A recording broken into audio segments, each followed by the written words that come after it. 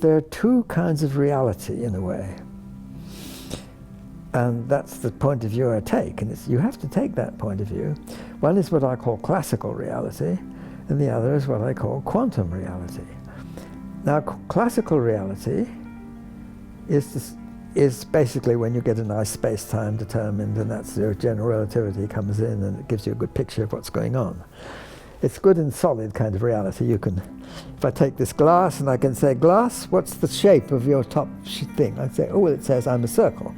And I can look at it and say, that's a nice clean circle, and I can describe the shape of this, and it's got this, I don't know how many sides it's got, but maybe it's 9-sided thing there. And okay, the classical reality, you can ask what is your state? And this classical state says, I'm like this. Quantum reality is different, and it's dependent on an idea that's Einstein's notion of reality, which he called an element of reality. And you can see this particularly with the spin of an electron, a spin-half particle. Now, the spin of a spin-half particle is described by a certain direction, and it spins with a magnitude half, either one way or the opposite. That's spin that way, if you like, right-handed about that direction with this spin. And all the spin states are described that way.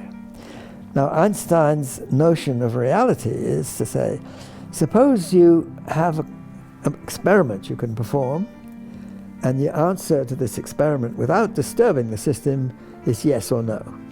So I can say, I measure your spin in that direction. I have a magnetic field or whatever it is, and I can measure its direction. And I say, is your spin in that direction? Yes or no? And the system can say, yep, you got it right. If it's the other one, it says, nope, you've got it wrong. If you try that direction, it may say yes, it may say no with certain probabilities. But if you've got it right, it will say yes with certainty. So Einstein says this gives it an element of reality. So there is a reality about the spin state of that particle which you can confirm, but you can't ask what it is. And that's a subtle difference. You can confirm without disturbing it, but you can't say to this electron, which way are you spinning? I mean, you can ask it, but it's not going to tell you. And it's important that you have these two different notions of reality, because the quantum reality behaves very peculiarly and sort of projects backwards in time in a certain way. And you can have experiments where you have what we call entangled spin states, and where it looks as though, in some sense, the quantum reality projects back in time. Not exactly back, it goes back along the light cone.